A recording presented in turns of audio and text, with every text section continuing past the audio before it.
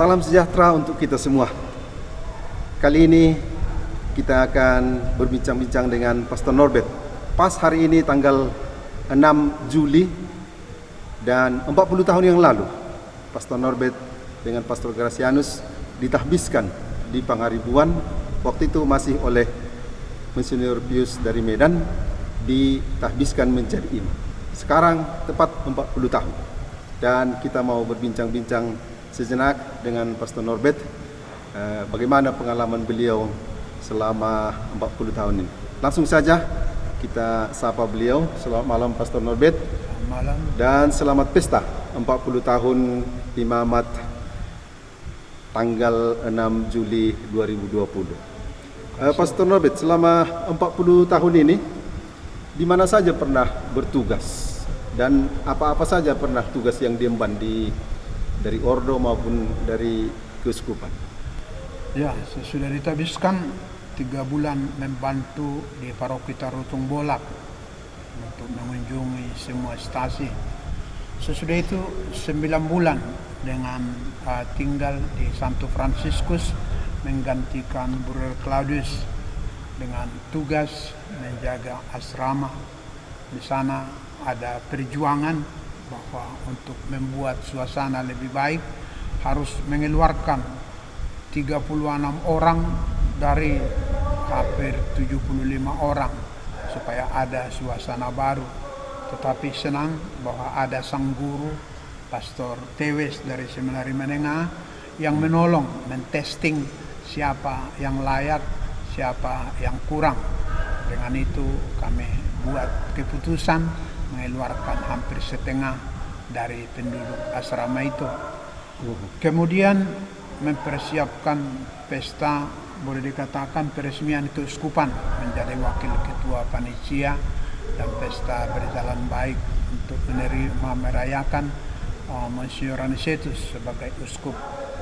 Sesudah itu pindah ke Nias, belajar bahasa Nias di Danegavo selama 5 bulan dan langsung mengunjungi stasi, 30 stasi dari Danegavo, dan Pastor Alfred di Gide 30 stasi juga.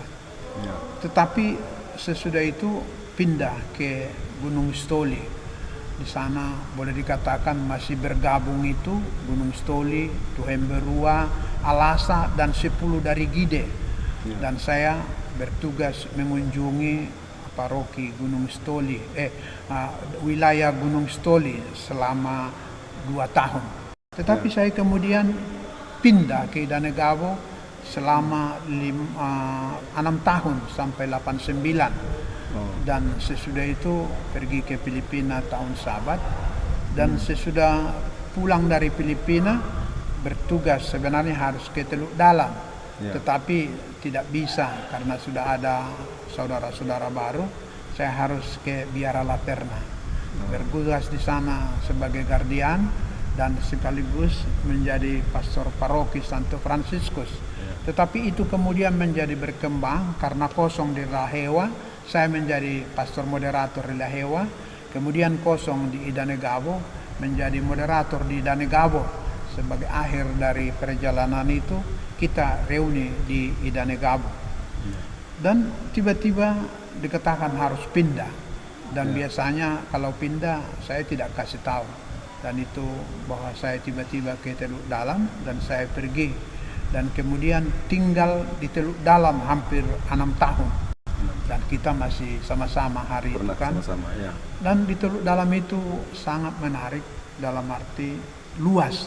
Kita harus mengunjungi Amandaya, harus mengunjungi Lahusagomo, di samping Teluk Dalam yang sangat luas. Karena itu hari itu kita rencanakan begini supaya membuat suasana lebih senang atau lebih bersemangat ke turne. Kita sama-sama pergi 1 minggu langsung supaya dapat mengunjungi 21 stasi. Dan itu kita buat begitu demi umat yang tinggal di stasi. Kami pengalaman di Teluk Dalam itu ya ada 2 yang menyedihkan boleh dikatakan, sekaligus ke sana supaya nanti jelas bahwa ada perang suku kita katakan atau perang dari daerah kan, perang Antar kampung, antar Ya. eri, eri Toene Tuene dan dengan Mainamelo. Mainamolo. Dan justru di sana kita menjadi, boleh dikatakan, tinggal di pusat sentrum kesulitan itu. Tetapi menjadi syukur juga bahwa di pastoran itu datang Kapolres, datang tentara, datang yang bersoal, dan dengan di situ kita bersatu bahwa harus berdamai, dan akhirnya terjadi damai. Tetapi sebelum itu ada yang sangat menyedihkan, bahwa terjadi pada waktu misa hari Minggu, ada seseorang datang mau dengan parang dan mau membunuh saya. Tetapi karena ada Bapak Alfred dan satu lagi menjaga dia sehingga mereka tidak sampai ke altar. Tetapi karena sudah kacau, pas itu konsekrasi, sakramen Maha Kudus masih saya bawa ke sakristi.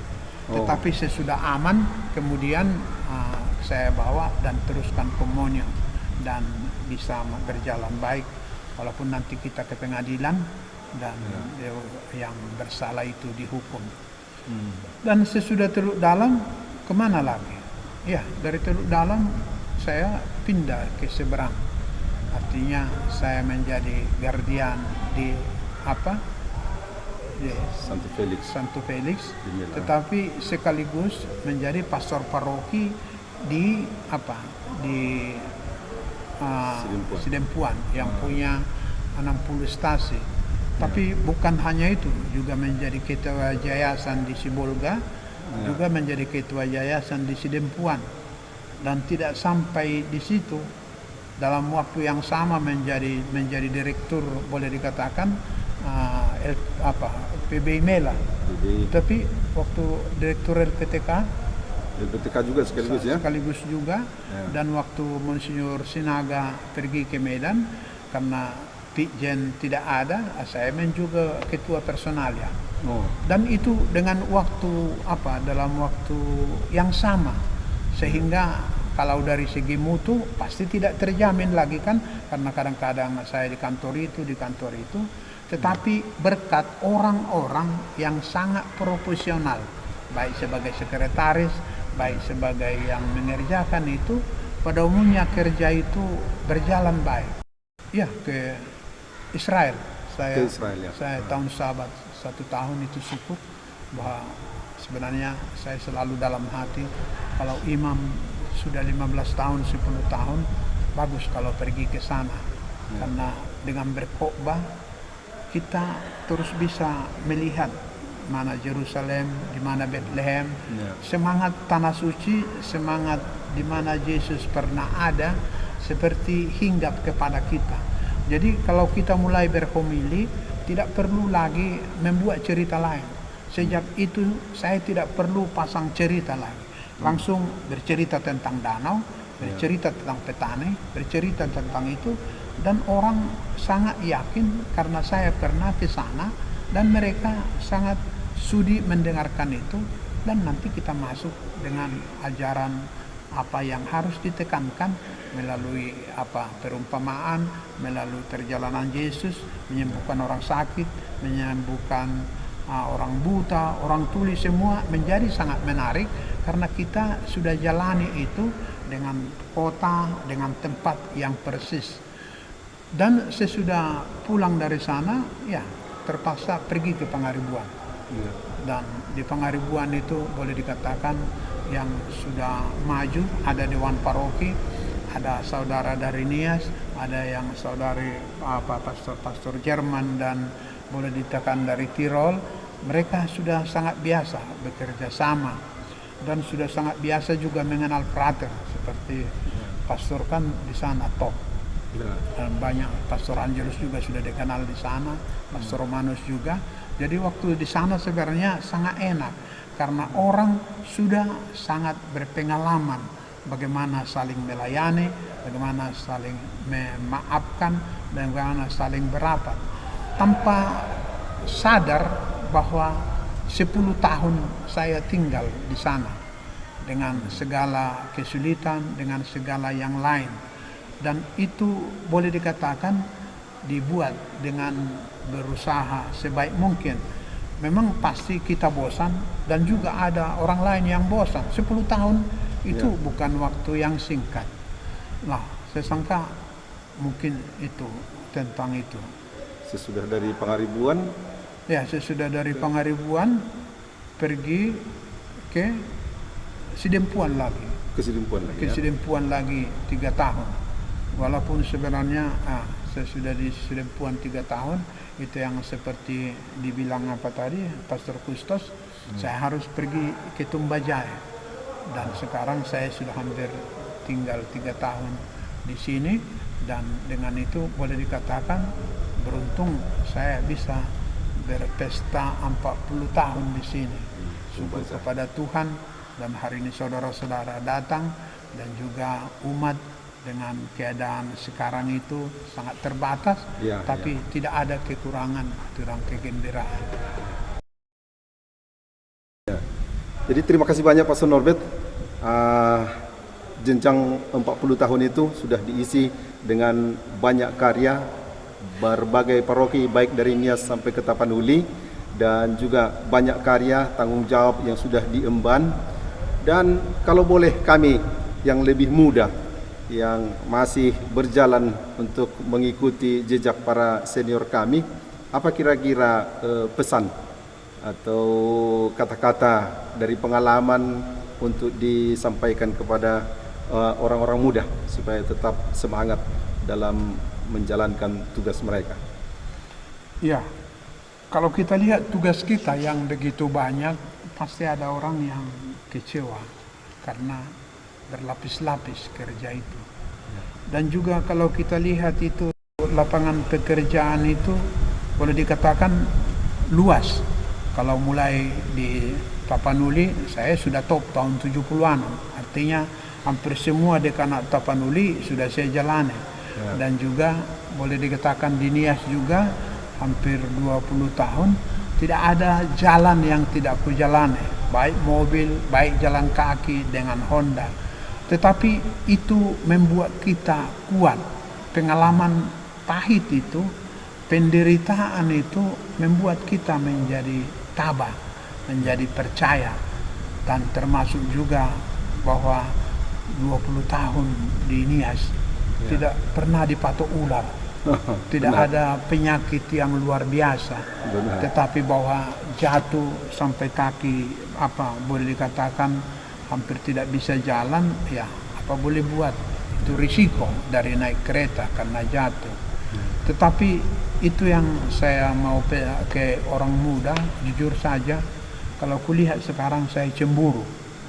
Tidak salah cemburu kan, cemburu itu karena bayangkan pamannya dulu itu Pangaribuan itu untuk orang tua, 2 orang tua di sana. Tetapi sekarang dengan langsung selesai tabisan di sana, ya Pastor John umpamanya sudah mengatakan itu. Memang enak di sini, tetapi kurang ditantang. Saya sangka justru sebenarnya untuk para pemimpin termasuk juga Bapak Uskup, orang muda itu harus ditantang. Jangan menjadi tinggal di zona aman yang tenang. Apalagi tidur jam ini, tidur jam itu. Saya satu pihak itu keuntungan, baik di Nias, baik di Pangaribuan, sebagai selain dari pastor, saya sangat dekat dengan tukang, selalu membangun di Teluk Dalam, membangun pastoran, di Teluk Dalam membangun pastoran, asrama putra, gereja dan yang lain. Dan itu membuat hidup kita juga bukan di zona aman. Kalau tukang itu mulai kerja jam 1, ya kita juga langsung ikut bangun atau apa. Seperti kalau saya pergi hari itu dengan di di Aik Raso dengan para tukang 40 orang, mendampingi bruder atau mengganti bruder sebentar, ya saya juga tidak istirahat. Tapi itu membuat kita kuat, dan lebih-lebih hati saya sebenarnya sependeritaan, bisa merasakan orang, bisa merasakan bagaimana mereka lapar. Jadi itu sebenarnya termasuk Yesus yang selalu dekat dengan para rasul, dengan tugasnya. Kita juga sebagai pastor muda jangan terus menjadi di zona aman, supaya dekat dengan orang, menemani orang miskin, menemani orang sakit, dan menemani orang-orang yang terlantar, yang terpinggirkan. Justru orang-orang itulah yang membutuhkan kita.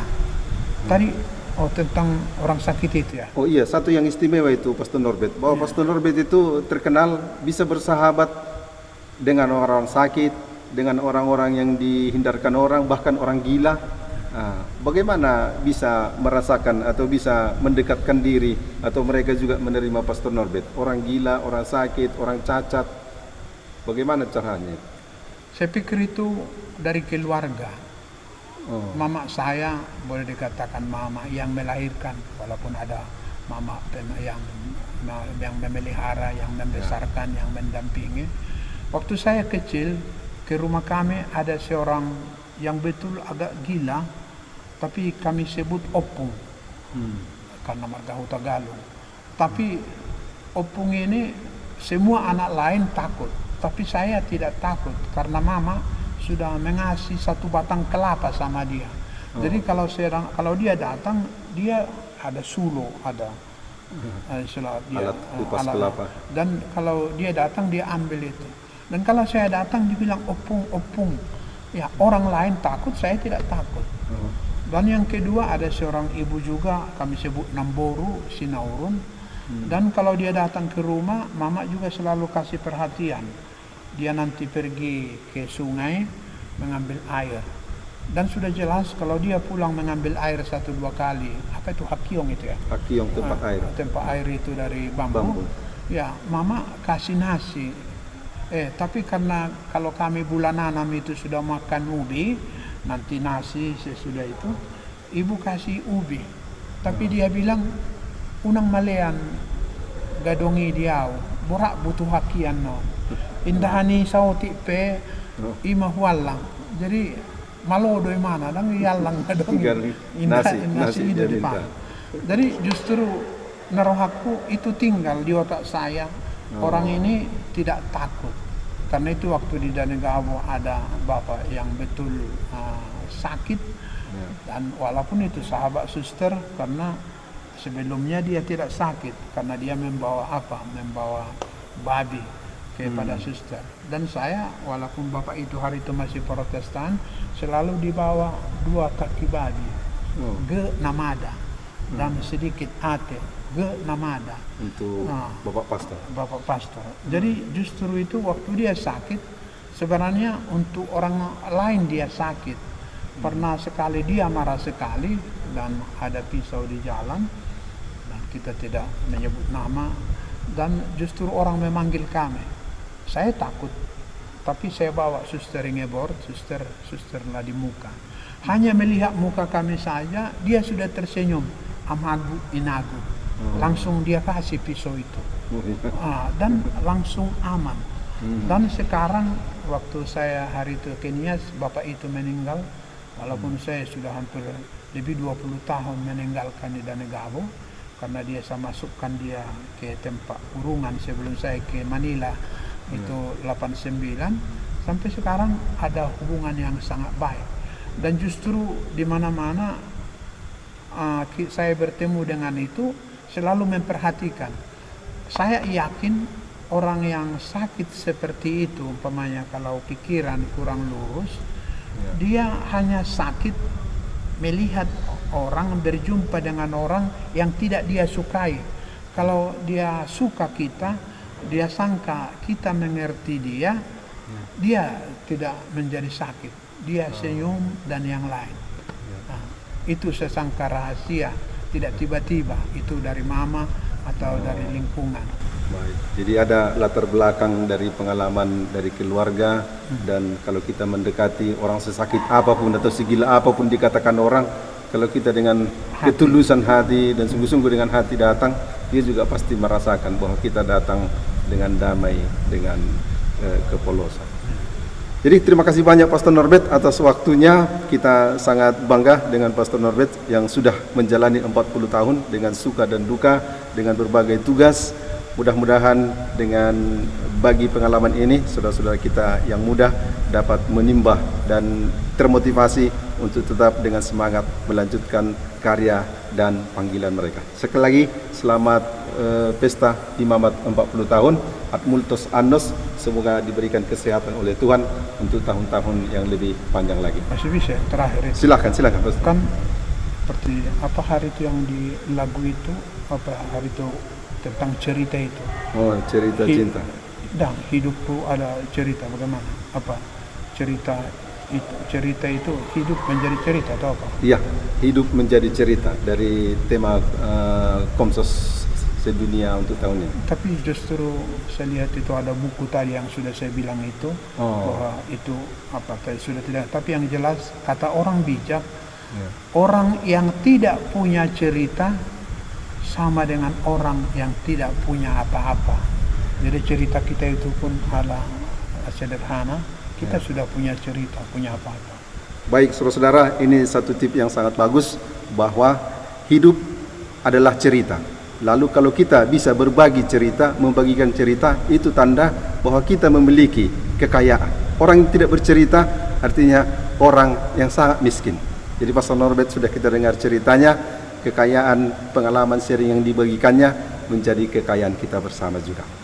Sekali lagi terima kasih, selamat pesta, sampai jumpa di lain kesempatan. Salam sejahtera untuk kita semua.